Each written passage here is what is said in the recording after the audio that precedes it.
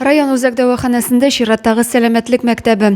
Дәресләр хроник авырулары булганнарга беренче ярдәм күрсәтү, авыру көчәеп китмәсен өчен профилактик чаралар үткәрүне аңлату максатларында уздырыла. Бу юлы дәрес йөрәк кан тамырлары эшчәнлеге бозылу турында булды. Әнисә Шәфиева югары кан басымыннан интегә. Баш табиб сөйләгән лекцияның файдалы булуына икеләнми. Бүген баш врачы чыгыш ясый, тыңларга дип килдем. Үземә файдалы киңәшләр алырмын дип уйлыйм. Баш табиб Айдар Фатыхов үзеңне һәм якыннарыңны гипертония, инсульт һәм инфаркттан ничек сакларга кирәклеге хакында сөйли. Доклад тыңларга килгән пациентларга тагын да аңлаешлы булсын өчен күп мәгълүмат презентация белән экраннан күрсәтелде. Бирегә килгән һәркем үзләрен борчыган сорауларын бирделәр, шунда ук җаваплар да алдылар.